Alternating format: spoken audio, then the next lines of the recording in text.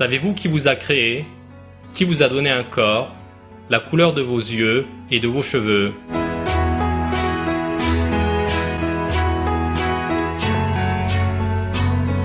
Qui a décidé de votre taille, de la couleur de votre peau? Qui vous a créé parmi toute la création, celle des cieux et de la terre, ainsi que toutes les créatures?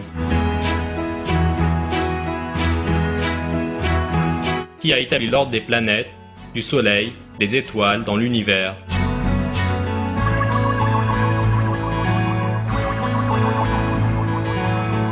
La majorité des personnes répondent toujours à ces questions de la même manière, disant « Allah nous a créés ». Et ce fait est indiscutable. Mais comment pouvez-vous parvenir à la connaissance parfaite d'Allah, notre Créateur et celui de tout l'univers?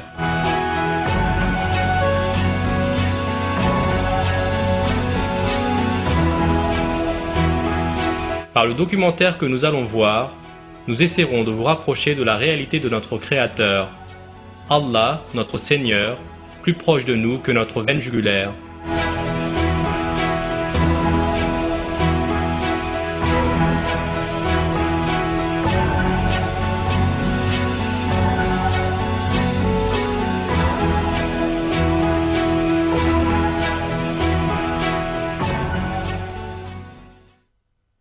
Al-Awwal, le premier, dont l'existence n'a pas de commencement.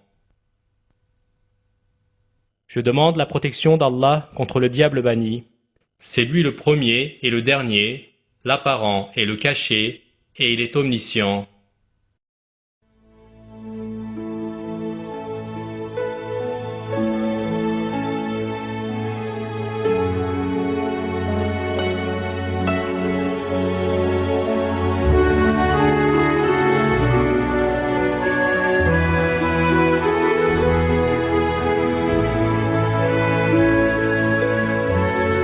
L'univers a-t-il eu un commencement?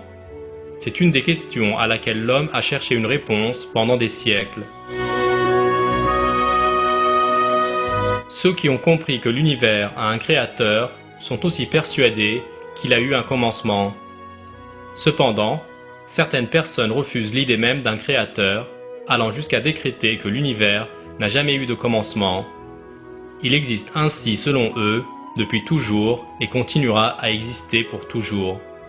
Or, les progrès scientifiques actuels ont clairement prouvé que ces gens sont dans l'erreur. Un bon nombre de théories ont été avancées pour expliquer l'origine de l'univers. De nos jours, cependant, les milieux scientifiques s'accordent tous sur un point. Une découverte scientifique récente a mis en évidence le fait suivant. En 1929, Edwin Hubble a découvert que l'univers était en constante expansion. À partir de cette thèse, les scientifiques ont formulé une importante hypothèse. Si le déroulement du temps dans un univers en expansion était inversé, il serait alors possible d'imaginer l'univers entier comme un système rétractile, tel une étoile géante devenant par exemple de plus en plus petite. La conclusion logique est qu'un univers qui se rétracte au fil du temps doit tôt ou tard revenir à son point de départ, un point unique, minuscule. L'explosion de ce point unique a été par conséquent à l'origine de l'expansion de l'univers. Notre univers a bien eu un commencement, cela veut dire qu'un créateur infiniment puissant l'a créé. Ce créateur est Allah le Tout-Puissant. Il était là avant les créatures, les planètes, les galaxies, l'univers tout entier, et même bien avant la création du temps. Il est en effet le premier dont l'existence n'a pas de commencement.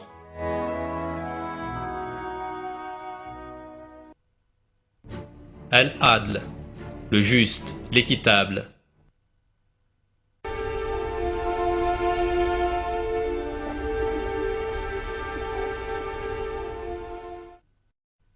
Ô les croyants, soyez stricts dans vos devoirs envers Allah, et soyez des témoins équitables, et que la haine pour un peuple ne vous incite pas à être injuste. Pratiquez l'équité, cela est plus proche de la piété, et craignez Allah, car Allah est certes parfaitement connaisseur de ce que vous faites. Allah est le plus juste parmi les justes. Son infinie justice couvre l'univers dans toute sa dimension. Il jugera ses serviteurs dans ce monde et dans l'autre monde. Allah, celui qui entend tout, celui qui sait tout, et celui qui est informé de tout, domine l'univers par sa sagesse et sa justice suprême. Tout ce que les hommes accomplissent dans leur vie sera jugé à la lumière de sa justice infinie.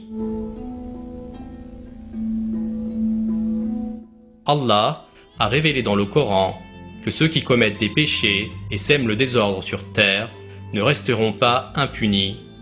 La plus infime bonne parole sera, quant à elle, récompensée. Le bien et le mal sont deux choses distinctes aux yeux d'Allah et ils règnent entre eux dans une totale équité.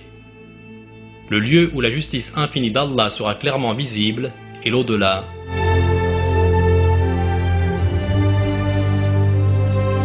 Il est certain qu'Allah n'omet aucune action et ses promesses sont véridiques. Chaque être humain, sans exception, sera rétribué pour ses actes ici-bas.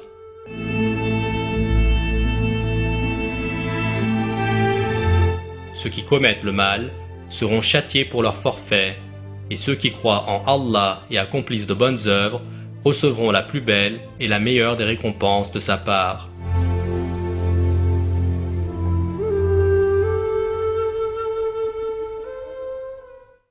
Al-Afu, celui qui efface, l'indulgent, dont le pardon est large.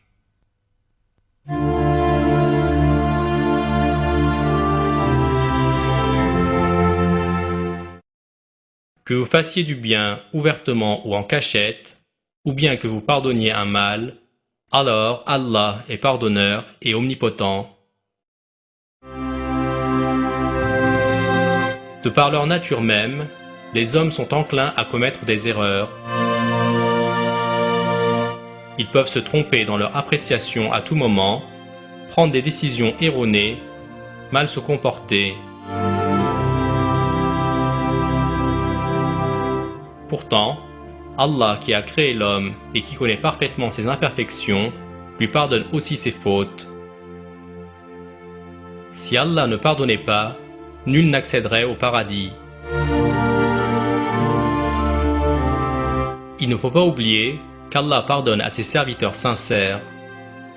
Le plus important pour une personne, c'est d'une part la sincérité de ses actes et d'autre part sa soumission à Allah tout en étant consciente de ses propres faiblesses. Allah pardonne les péchés de ceux qui se tournent vers lui sincèrement. Il l'a révélé dans le Coran. Allah accueille seulement le repentir de ceux qui font le mal par ignorance et qui aussitôt se repentent. Voilà ceux de qui Allah accueille le repentir. Et Allah est omniscient et sage.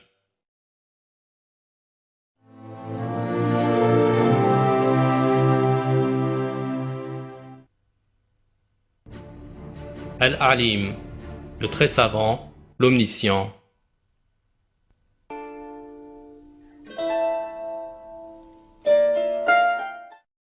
Allah connaît l'inconnaissable dans les cieux et la terre. Il connaît le contenu des cœurs.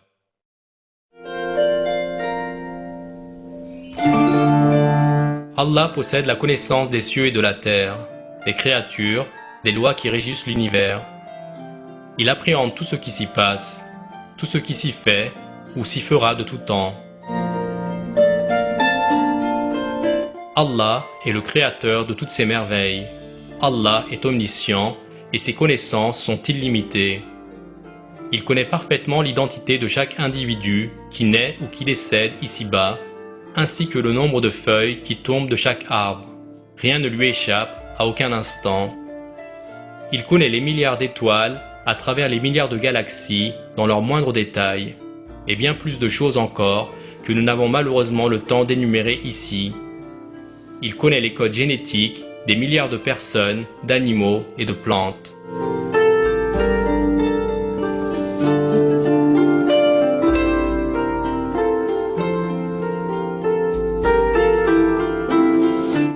un verset du Coran, il révèle: c'est lui qui détient les clés de l'inconnaissable. Nul autre que lui ne les connaît. Et il connaît ce qui est dans la terre ferme comme dans la mer. Et pas une feuille ne tombe sans qu'il ne le sache. Et pas une graine dans les ténèbres de la terre, rien de frais ou de sec, qui ne soit consigné dans un livre explicite. Il y a un secret très important que nous ne devons pas oublier. Parmi toutes les choses citées, Allah connaît en plus le cœur des hommes, ce qui traverse leur esprit et tout ce qu'ils font, que ce soit ouvertement ou en secret. Les êtres humains s'imaginent qu'Allah connaît seulement certaines facettes de leur personne, comme leurs émotions, leurs pensées et leurs angoisses.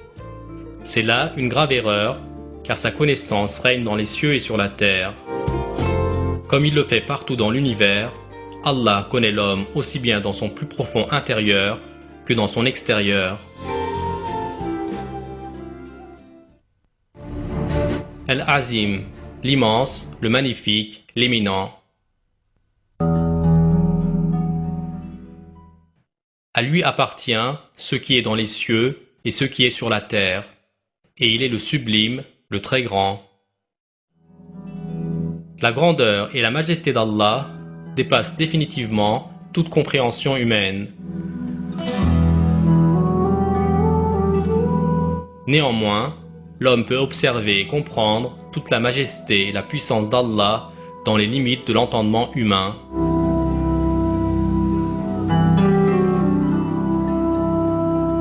L'univers regorge en effet d'innombrables exemples, preuves de sa grandeur.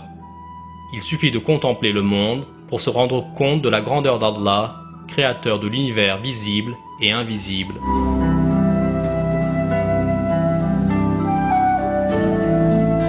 Le ciel et ses milliers de tonnes de nuages, les montagnes hautes de milliers de mètres, les mers et les forêts peuplées d'espèces végétales, animales et de vies humaines. Tout cela et bien d'autres réalités sont des preuves incontestables de la grandeur d'Allah.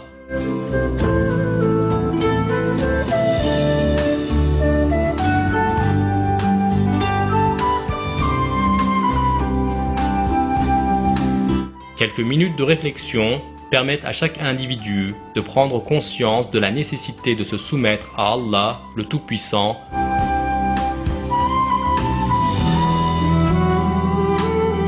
créateur des cieux et de la terre, lequel régit les milliards de galaxies et d'étoiles en obéissant à ses ordres et en évitant de commettre des péchés.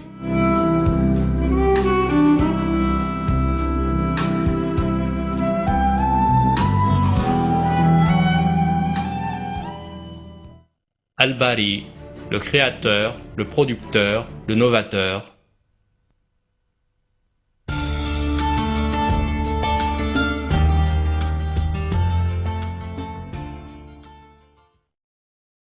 C'est lui Allah, le créateur, celui qui donne un commencement à toute chose, le formateur.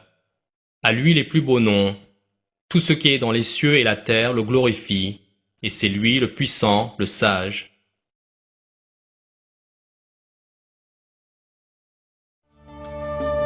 Tout est en parfait équilibre et en harmonie dans notre univers.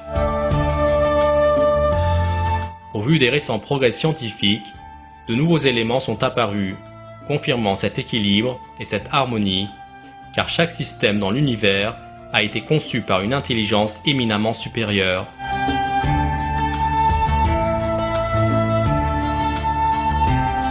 Le possesseur de cette intelligence a créé chaque créature selon un ordre étonnant.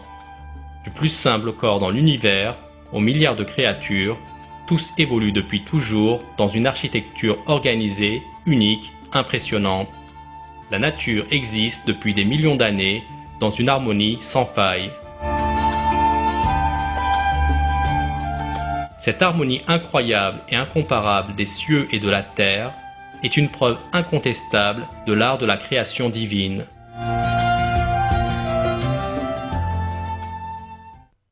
Al-Jabbar, celui qui domine et contraint, le contraignant. C'est lui Allah, nulle divinité que lui, le souverain, le pur, l'apaisant, le rassurant, le prédominant, le tout-puissant, le contraignant, l'orgueilleux. Gloire à Allah, il transcende ce qu'il lui associe.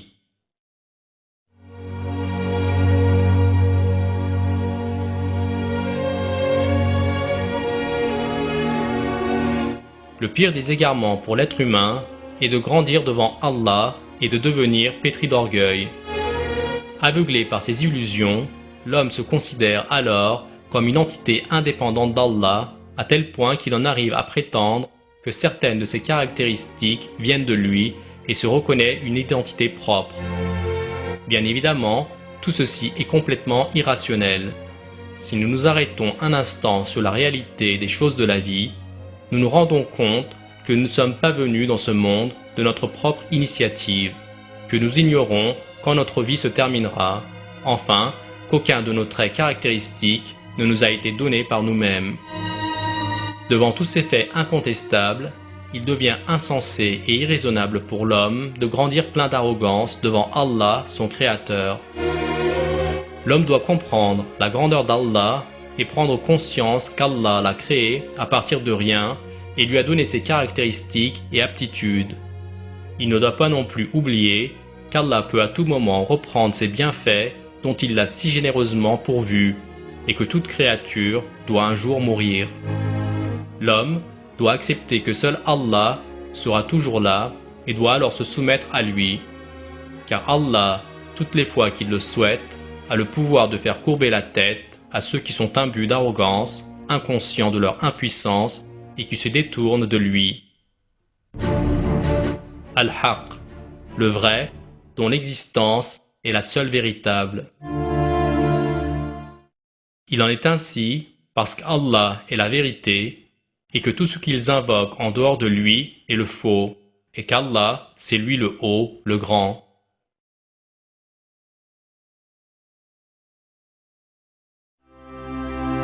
Comme toute chose, le temps et l'espace, la vie et la mort sont des concepts créés. Un monde matériel est apparu à une époque où il n'y avait ni temps ni espace. Ces concepts de temps et d'espace ont évolué au cours des siècles avec notre monde. Si nous devions remonter le temps, nous nous heurterions à cette barrière infranchissable que constituent l'espace et le temps. L'élément le plus ancien qui sert de repère temporel est la création de l'univers. En fait, le temps limite identifié aujourd'hui par le monde scientifique est 10 puissance moins 43 secondes après la création de l'univers. Avant cette période, ni l'espace ni le temps ne peuvent être situés temporellement. À ce stade de réflexion, nous nous trouvons donc face à une dimension intemporelle dépourvue d'espace. Comme les concepts de temps et d'espace par lesquels l'homme est limité sont créés à un moment défini, alors, avant cette création, il n'y avait ni temps ni espace. Allah a créé ces concepts bien au-delà de notre entendement, bien qu'ils ne soient liés ni par l'un ni par l'autre. Il est au-delà du temps et de l'espace, raison pour laquelle il existe dans l'infini. Il est la seule véritable existence. À l'exception de son être, tout dans l'univers a été créé par sa volonté. Al-Qahhar, le tout est très contraignant, le dominateur suprême.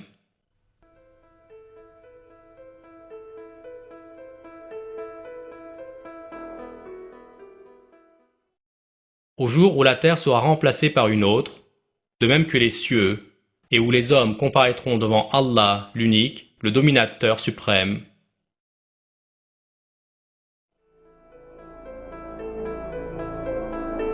De la même façon qu'Allah est capable de faire disparaître les angoisses des hommes et de soulager leur cœur, il peut aussi les condamner à de terribles souffrances. Le Coran cite des exemples de nations détruites par des châtiments divins suite à leur négation de la religion, celle d'Allah, et à leur rébellion contre lui. Ces nations ont été éliminées lors de catastrophes terribles au moment où elles s'y attendaient le moins. Il s'agit là d'un châtiment exemplaire qu'Allah afflige aux mécréants ici-bas. Mais le châtiment ultime qu'Allah réserve à ceux qui sèment le trouble sur la terre et aux mécréants, c'est le feu éternel dans l'au-delà. Ils n'ont pas en effet estimé Allah à sa juste valeur et ont fait preuve d'ingratitude envers lui, malgré son indulgence infinie.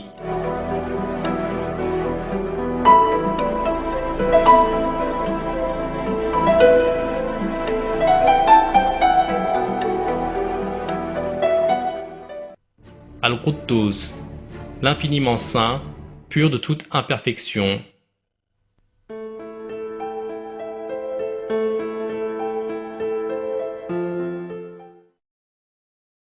Ce qui est dans les cieux et ce qui est sur la terre glorifie Allah, et il est le puissant, le sage.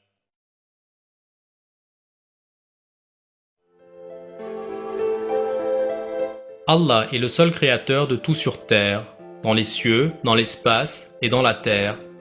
Il est l'initiateur de l'ordre, des lois cosmiques et de l'harmonie générale que nous constatons en regardant autour de nous.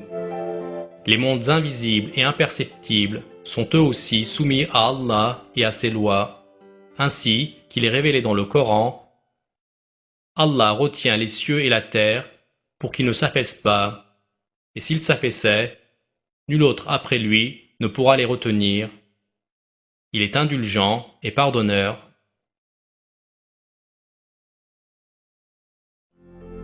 C'est Allah, notre Seigneur, qui a créé toutes choses et qui les garde. L'homme, serviteur d'Allah, est totalement impuissant. Il commet des erreurs, oublie et est souvent désespéré et insouciant. Car l'être humain est faible par rapport à son Créateur. Il est limité physiquement, spirituellement, voire sur le plan de l'entendement. Tout au long de sa vie, il doit prodiguer des soins et une attention permanente à son corps. S'il soumet son corps à un effort physique trop intense, le prive de sommeil pendant quelques jours, ou encore le laisse se déshydrater pendant une journée, ce corps finira alors par s'affaiblir et se dégrader. Ce sont là des signes évidents de faiblesse humaine, signes d'Allah pour les hommes doués d'intelligence, afin qu'ils réfléchissent et comprennent. Allah, notre Créateur, détenteur des noms les plus magnifiques, est au-dessus de toutes ces imperfections. Malik al-Mulk, le possesseur du royaume qui contrôle son règne et donne un règne à qui il veut.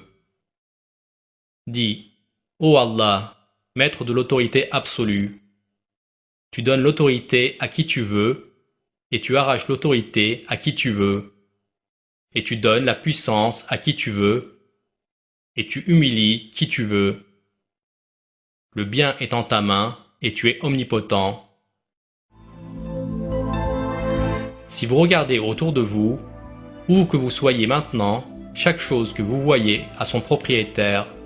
La chaise sur laquelle vous êtes assis est constituée d'atomes par celui qui lui a donné vie. Les fleurs dans leur peau s'épanouissent grâce au soleil et à l'eau qui leur sont offerts généreusement par leur Créateur. L'océan, ainsi que toutes les espèces qui le composent, existent par la volonté d'Allah, leur possesseur.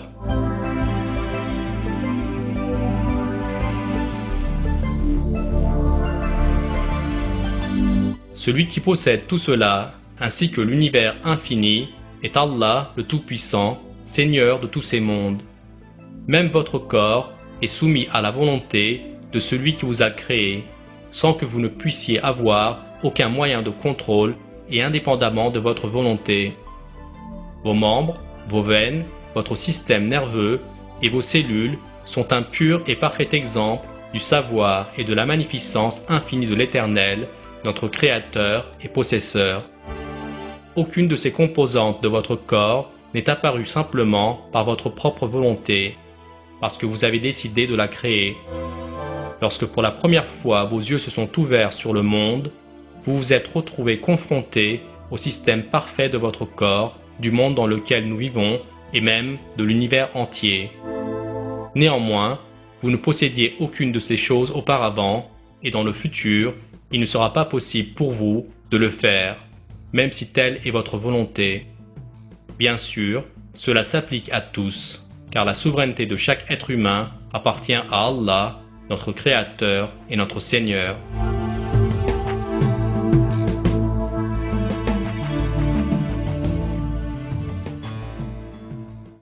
Ar-Rahman, Ar-Rahim, le très miséricordieux, le tout miséricordieux. C'est lui Allah, nulle divinité autre que lui, le connaisseur de l'invisible tout comme du visible. C'est lui le tout miséricordieux, le très miséricordieux. La compassion et la grâce infinie d'Allah, le tout miséricordieux, sont représentées dans chaque création visible et invisible. Ce sont ces grâces qui permettent à l'homme de jouir de cette vie. La miséricorde d'Allah est partout. Par exemple, c'est Allah qui chaque jour fait pousser des milliards de graines sous terre, couvre de terre fertile toute la planète dont la température intérieure est de 4500 degrés, provoque des tonnes d'eau qui tombent du ciel. Parallèlement, il dispense ses biens en nourriture et autres formes de jouissance aux milliards d'espèces et de créatures sur la terre. Il emplit nos poumons d'air qu'il a créés et nous comble de merveilles et de bienfaits de sa création.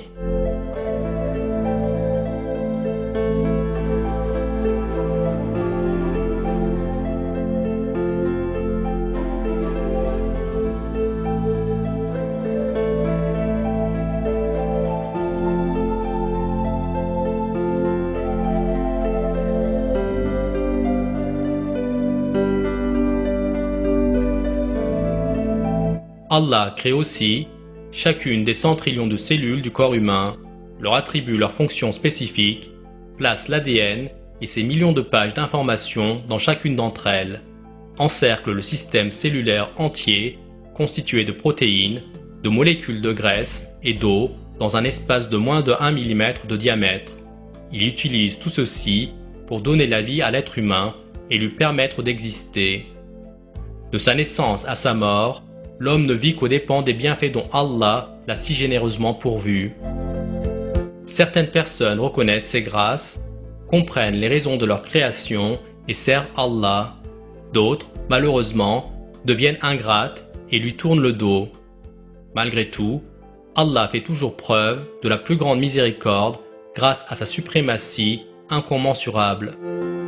Ceux qui ne croient pas en Allah bénéficient quand même de l'air pour respirer, de l'eau pour boire et de tous les bienfaits visibles et invisibles dans cette vie. Allah leur offre généreusement des biens, de belles maisons dans lesquelles ils vivent, des enfants pour continuer leur lignée, de la même façon qu'il prodigue toutes ses largesses aux croyants. Il pourvoit les hommes en nourriture tout au long de leur existence, leur donne santé, force et beauté. C'est une marque évidente de l'attribut d'Allah, le tout miséricordieux.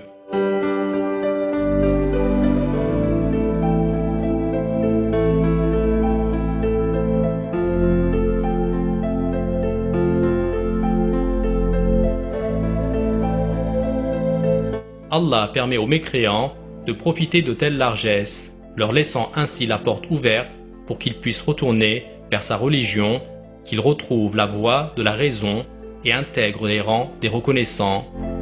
Toutefois, nous ne devons pas oublier que ceux qui se détournent d'Allah ne pourront jouir de ses bienfaits que dans ce bas monde. Dans l'au-delà, ces grâces appartiendront seulement aux croyants qui les utilisent dans le monde afin de se rapprocher d'Allah, chercher à lui plaire et lui rendre grâce. C'est un autre signe de la très grande miséricorde d'Allah.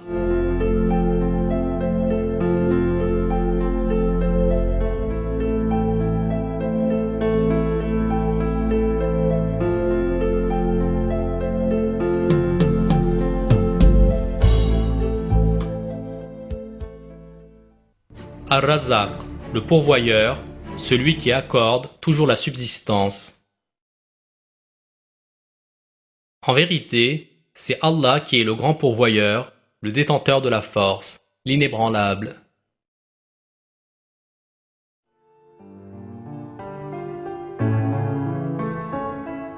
Allah est celui qui est le plus bienveillant et le plus miséricordieux envers ses serviteurs.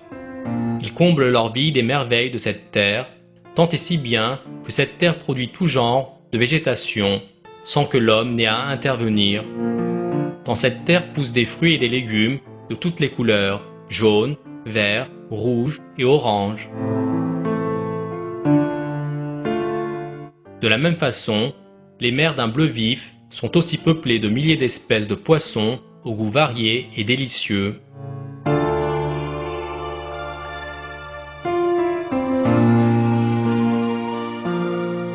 Allah donne ses bienfaits à l'homme dans cette vie ici-bas. Au paradis, des merveilles encore plus extraordinaires et magnifiques sont réservées aux croyants.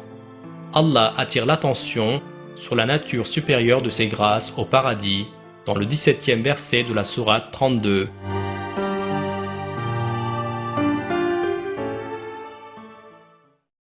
Aucun être ne sait ce qu'on a réservé pour eux comme réjouissance pour les yeux, en récompense de ce qu'ils œuvraient.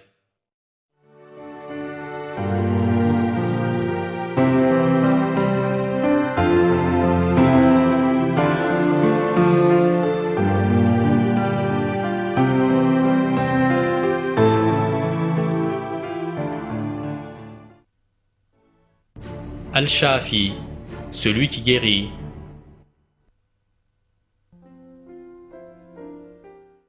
Et quand je suis malade, c'est lui qui me guérit. Un des moments où la faiblesse de l'homme est la plus visible est lorsqu'il est malade. Afin que l'homme puisse faire l'expérience de sa faiblesse, Allah a créé des centaines de maladies.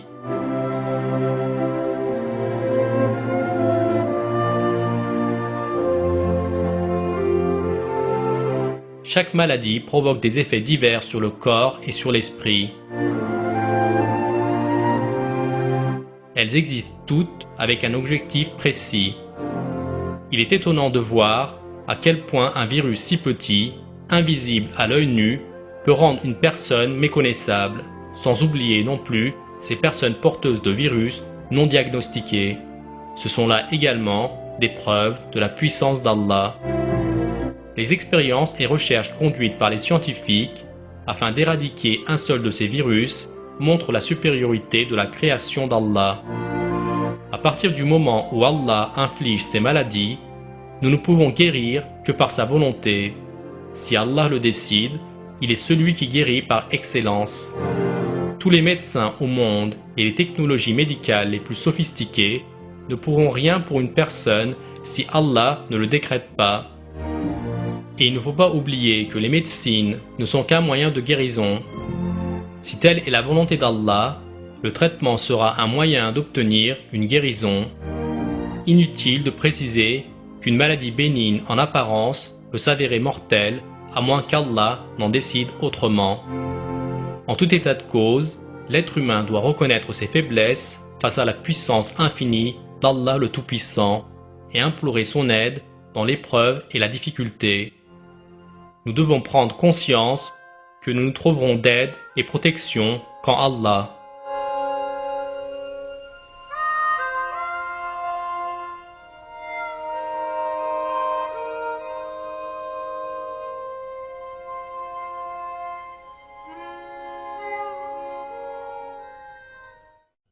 At-Tawwab, celui qui ne cesse de revenir, d'accueillir le repentir de ses adorateurs. Sauf ceux qui se sont repentis, corrigés et déclarés. 2. Je reçois le repentir, car c'est moi, l'accueillant au repentir, le miséricordieux.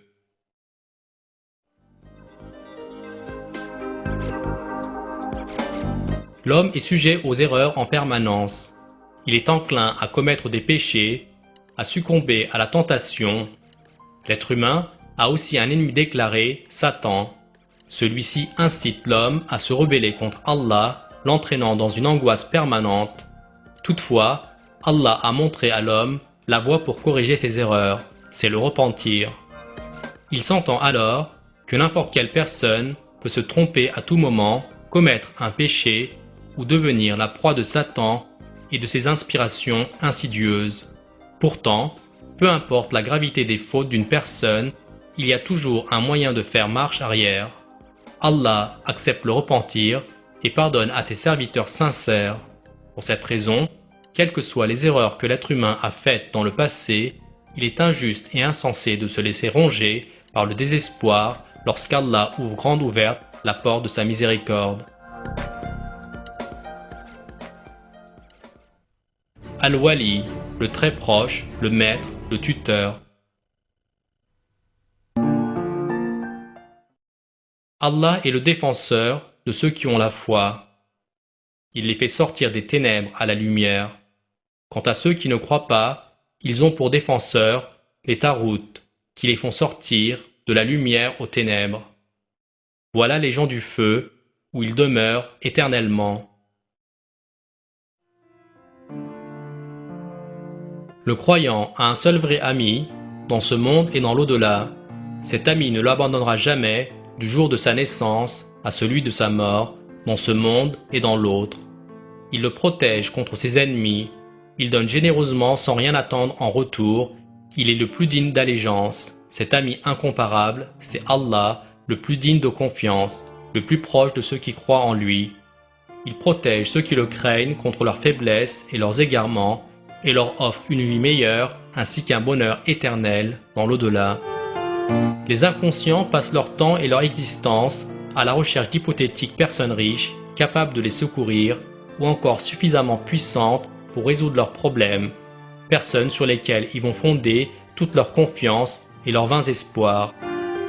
Mais de tels agissements leur font oublier Allah, notre Créateur, le Tout-Puissant, l'Omniscient au pouvoir infini, celui qui leur a donné la vie et leur permet de vivre.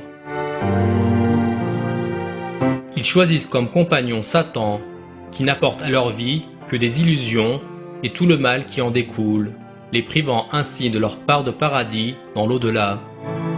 C'est le commencement de la fin pour ces personnes qui choisissent le monde des ténèbres. Quant à ceux qui croient en Allah le Tout-Puissant, avec une foi sincère, une existence noble et sereine leur est destinée, loin de toute souffrance et de tout méfait. Car Allah a assuré aux croyants sincères et aux véridiques qu'une récompense suprême dans l'au-delà leur est d'ores et déjà réservée. Allah est l'ami par excellence du croyant sincère dans ce monde et dans l'autre.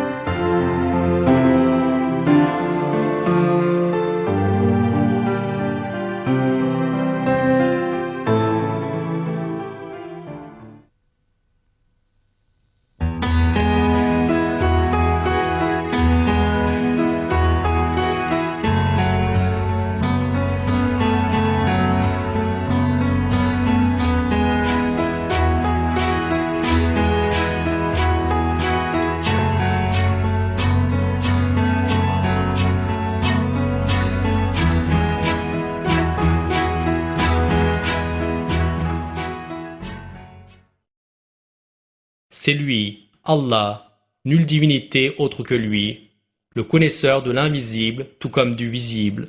C'est lui, le tout miséricordieux, le très miséricordieux. C'est lui, Allah, nulle divinité que lui, le souverain, le pur, l'apaisant, le rassurant, le prédominant, le tout-puissant, le contraignant, l'orgueilleux. Gloire à Allah, il transcende ce qui lui associe. C'est lui, Allah, le Créateur, celui qui donne un commencement à toute chose, le formateur. À lui les plus beaux noms. Tout ce qui est dans les cieux et la terre le glorifie, et c'est lui, le puissant, le sage.